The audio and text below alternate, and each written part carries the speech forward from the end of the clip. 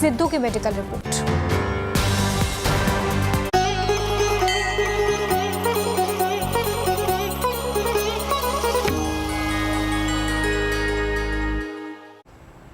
ओम नमः शिवाय। शिव ही रुद्र हैं और मन में कामना कोई भी हो, सच्ची आस्था के साथ भगवान शिव का किया गया रुद्राभिषेक सभी कामनाओं को पूरा कर देता है। नमस्कार, आप देख रहे हैं हमारा खास कार्यक्रम प्रार्थना हो स्वीकार। आपके साथ मैं हूं रेखा कड़ाकोटी। पुराणों में भगवान ब्रह्मा ने भी भगवान शिव के रुद्राभिषेक के बारे में बताया है। शास्त्रों में भगवान रुद्र के अभिषेक की संपूर्ण शास्त्रीय परंपरा के साथ साथ रुद्र अभिषेक की तिथि, रुद्र अभिषेक के विधान के साथ ही रुद्र अभिषेक की सावधानियां भी बताई गई हैं। तो चलिए जान लेते हैं शिव के रुद्र अभिषेक की महिमा।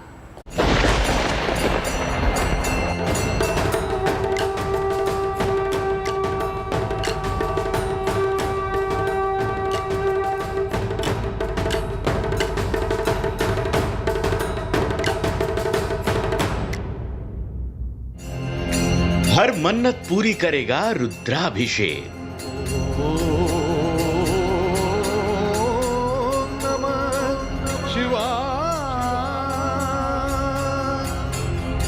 सारे संकट दूर करेगा रुद्राभिषेक।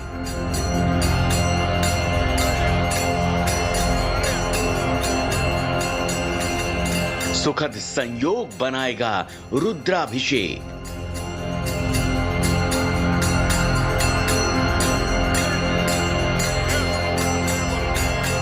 व्यापार में सफलता दिलाएगा रुद्राभिषेक।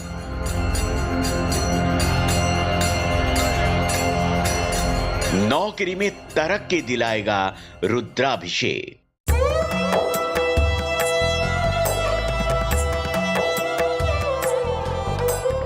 भगवान शंकर रुद्र हैं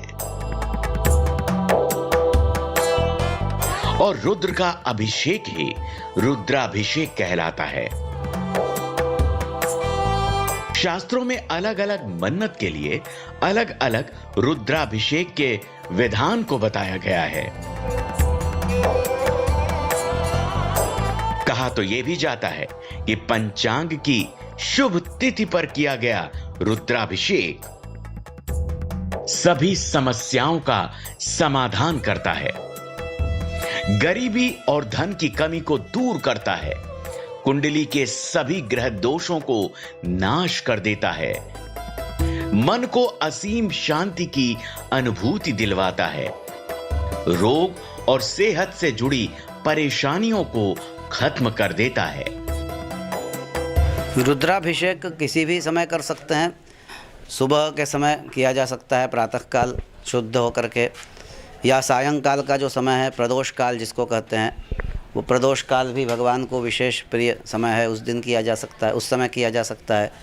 या जो भगवान शिव को जो विशेष प्रिय दिन है, जैसे हर एक मास के कृष्ण पक्ष की चतुर्दशी जिसको मास शिवरात्रि बोलते हैं, इन सब तिथियों में महाशिवरात्रि का दिन आता है, श्रावण मास है, श्रावण के सोमवार हैं, ऐसे सब शिव की जो विशेष तिथियां हैं, उन तिथियों में भगवान का अभिषेक करने का विशेष महत्व है। शिव पुराण के रुद्र संहिता में सावन मास में रुद्राभिषेक के विशेष महत्व को बतलाया गया है। रुद्राभिषेक का फल भगवान शंकर प्रसन्न होकर तत्काल देते हैं। शिव पुराण की कथा कहती है कि सृष्टि का पहला रुद्राभिषेक भगवान ब्रह्मा और भगवान विष्णु ने साथ मिलकर किया था। रुद्राभिषेक की पौराणिक कथा कहती है, श्रेष्ठता के परीक्षण में भगवान ब्रह्मा ने भगवान शिव के आत्मलिंग के ऊपरी सिरे की खोज के लिए हंस बनकर यात्रा शुरू की, तो भगवान विष्णु ने वाराह बनकर आत्मलिंग के दक्षिणी सिरे को खोजने की यात्रा आरंभ की। थककर जब दोनों को आत्मलिंग का कोई छोर नहीं मिला तो दोनों ने यात्राएं रोक दी। तब भगवान शिव ने कहा कि आप दोनों ही मेरे आत्मलिंग से उत्पन्न हुए हैं। सृष्टि की रचना और पालन के लिए ब्रह्मा जी मेरे दक्षिण अंग से और विष्णु जी मेरे वाम अंग से उत्पन्न हुए हैं। इस बात को जानकर भगवान ब्रह्मा और भगवान विष्णु दोनों ने साथ मिलकर भगवान शिव का रुद्राभिषेक किया था। देखिए, भगवान रुद्र यानी भगवान शिव को जलधारा अत्यंत प्रिय है। कहते हैं, नमस्कार प्रियो सूर्य, जलधार प्रियो शिव, अलंकार प्रियो विष्णु, ब्राह्मणों मधुर प्रिय। और क्योंकि ऐसी कथा आती है पुराणों में कि जब भगवान शिव ने हलाहल विष का पान किया तो उस समय उनके सारे शरीर में उष्णता यानी गर्मी उनके सारे शरीर में आ गई। उसको शांत करने के लिए भगवान ने हिमालय में निवास किया, शरीर में कपूर का लेप किया, मस्तक पर गंगा जल को धारण किया। इसलिए भगवान शिव को जो इस प्रकार की शीतल वस्तुएं हैं, जलधारा आदि, वो भगवान को विशेष प्रिय है। इसलिए जलधारा से भगवान का अभिषेक किया जाता है। भगवान शंकर का रुद्राभिषेक मंत्रों पर किया जाता है। रुद्राभिषेक मंत्र कोई एक मंत्र नहीं बल्कि मंत्रों का समूह है, जिसे शुक्ल यजुर्वेदीय रुद्राष्टाध्यायी के रूप में जानते हैं। इसे रुद्राष्टाध्यायी या रुद्री पाठ भी कहते हैं। रुद्राभिषेक मंत्र की शक्ति इतनी अधिक होती है कि जिस क्षेत्र में भी इसका जप किया जाता है उसके कई किलोमीटर तक के हिस्से में शुद्धता आ जाती है, वहां की नकारात्मकता का अंत होता है।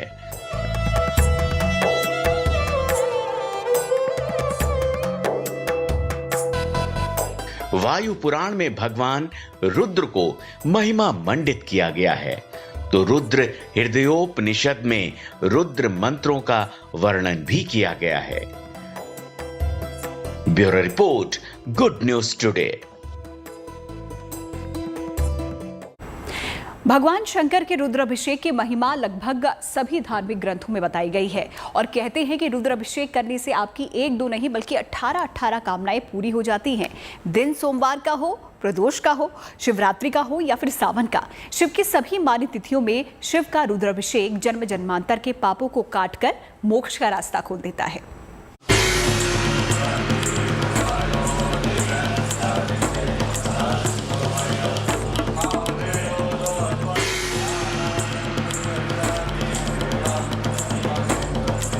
रुद्राभिषेक यूं तो कभी भी किया जाए ये बड़ा ही शुभ फलदायी माना गया है।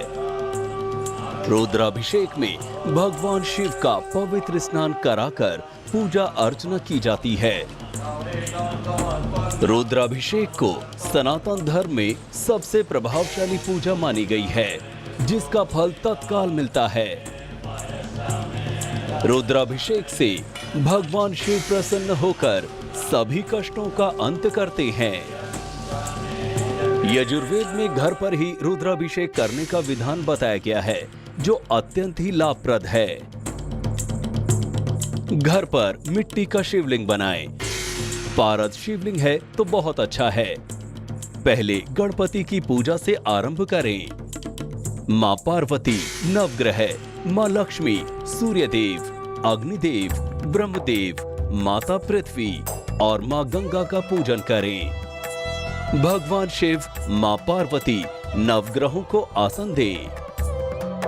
देवी देवताओं पर रोली, अक्षत फूल चढ़ाएं। भगवान शिव के अभिषेक के लिए कामना के अनुसार द्रव्य का प्रयोग करें। उत्तर दिशा में शिवलिंग रखकर पूर्व दिशा में मुख करके बैठें।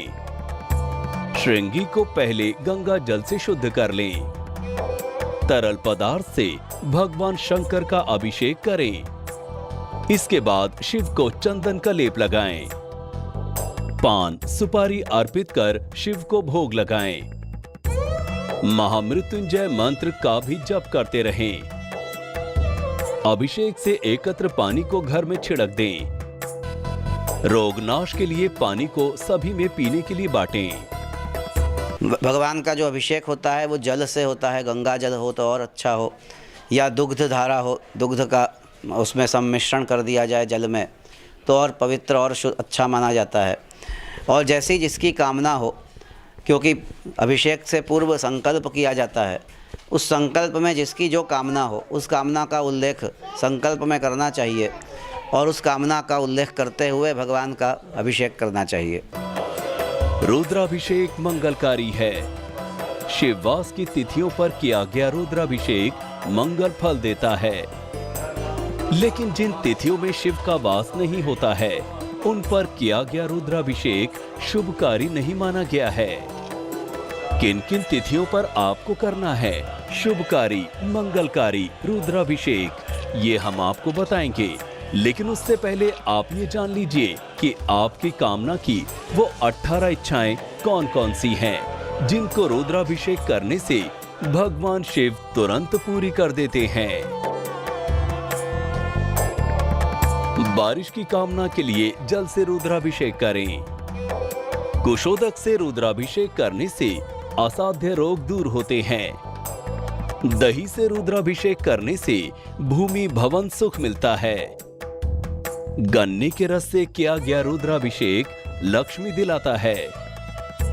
शहद घी से किया गया रुद्राभिषेक धन में वृद्धि कराता है। मोक्ष पाने के लिए तीर्थ के जल से रुद्राभिषेक करें। इत्र के जल का रुद्राभिषेक बीमारी दूर करता है। गाय के दूध का रुद्राभिषेक संतान प्राप्ति कराता है। ज्वर शांति के लिए गंगा जल से रुद्राभिषेक करें। घी से रुद्राभिषेक करने से वंश का विस्तार होता है। दूध से रुद्राभिषेक करने से प्रमेह रोग दूर होता है। शक्कर से रुद्राभिषेक करने से ज्ञान की वृद्धि होती है। शहद से किया गया रुद्राभिषेक तपेदिक दूर करता है। गाय के घी से किया गया रुद्राभिषेक आरोग्यता दिलाता है। पुत्र की कामना के लिए शक्कर के जल से रुद्राभिषेक करें। रुद्राभिषेक के लिए चारों वेदों में भगवान रुद्र के मंत्र हैं। ऋग्वेद में भी रुद्र सूक्त है। यजुर्वेद में शुक्ल यजुर्वेद में रुद्राष्टाध्यायी है। कृष्ण यजुर्वेद में भी रुद्र है जिसके 2 भाग हैं, नमक और चमक। इसी प्रकार सामवेद में भी रुद्र के सूक्त हैं, अथर्ववेद में भी रुद्र सूक्त हैं।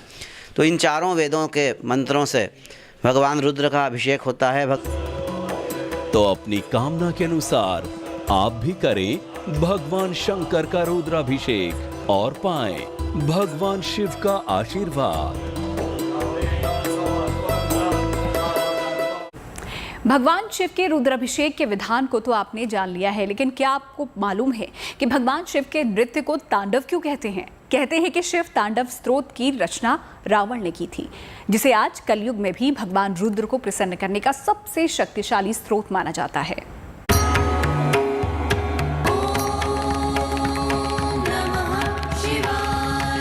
तांडव, जिसका नाम सामने आते ही महादेव का क्रोध सामने आता है।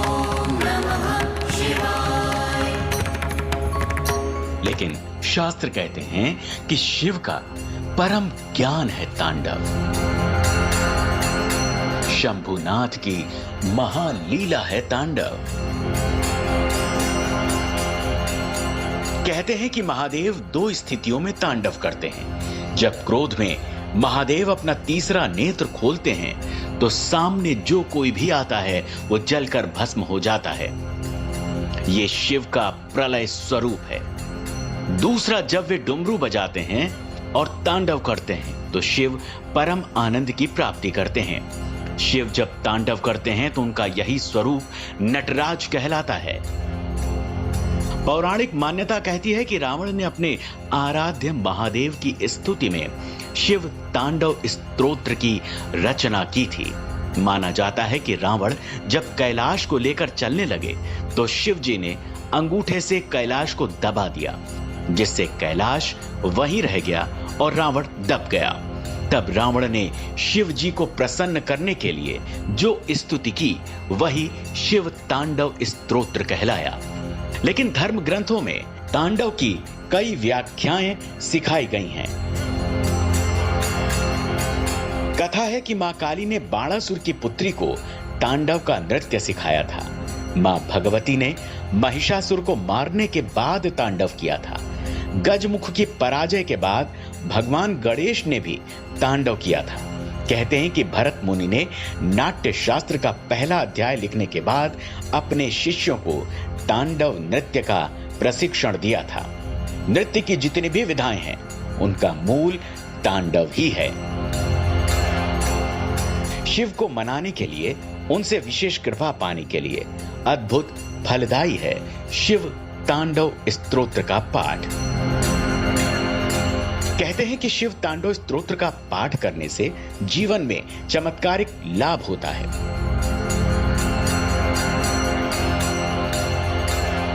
शिव तांडव स्तोत्र अत्यंत चमत्कारिक है। इसके नियमित पाठ करने से सुख, धन, ऐश्वर्य की प्राप्ति होती है। शिव तांडव स्तोत्र का पाठ प्रतिदिन करना चाहिए। इससे परिवार में खुशहाली और समृद्धि आती है। शिव तांडव स्तोत्र से आत्मबल में वृद्धि होती है। इस पाठ को करने से वाणी की शुद्धि होती है। इससे शनि, राहु और केतु के दोषों से मुक्ति मिलती है। कुंडली में काल सर्प दोष और पितृ दोष से मुक्ति मिल जाती है। 51 दिनों तक ये पाठ करने से आर्थिक संकटों से मुक्ति मिलती है। कर्ज समाप्त होता है और नया कर्ज लेने की नौबत कभी नहीं आती। विवाह में आने वाली बाधाएं दूर होती हैं। कहते हैं कि जब स्वास्थ्य की समस्याओं का कोई तत्काल समाधान न निकल पा रहा हो तो ऐसे में शिव तांडव स्तोत्र का पाठ करना बेहद लाभकारी होता है। शास्त्रों के अनुसार शिव की पूजा करते समय किसी भी जाति का कोई भी व्यक्ति कभी भी शिव तांडव स्तोत्र का जाप कर सकता है। शिव तांडव स्तोत्र का पाठ सुबह की वेला में करना सबसे उत्तम माना गया है। स्नान के बाद स्वच्छ कपड़े पहनकर ये पाठ करें। पहले शिव जी को प्रणाम करके उन्हें धूप, दीप और नैवेद्य अर्पित करें। इसके बाद गाकर शिव तांडव स्तोत्र का पाठ करें। अगर नृत्य के साथ इसका पाठ करें तो सर्वोत्तम होगा। पाठ के बाद शिव जी की आराधना करें, ध्यान करें, तपस्या करें और उनसे प्रार्थना करें। तो आप भी पूरे मनोयोग से करें शिव तांडव स्तोत्र का पाठ, जो न सिर्फ आपका जीवन सुख, समृद्धि से भर देगा बल्कि दिलाएगा महादेव की असीम अनुकंपा। Bureau report, good news today. भगवान शिव के दर से निकलकर आइए अब जान लेते हैं आज का धर्म सूत्र।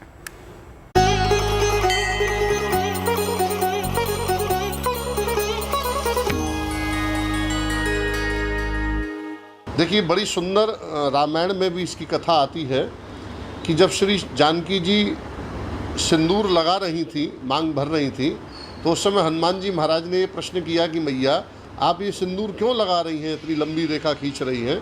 तो उन्होंने कहा कि हनुमान, इससे तुम्हारे स्वामी की दीर्घ आयु होती है, जितनी आयु है उससे भी ज़्यादा आयु बढ़ जाएगी।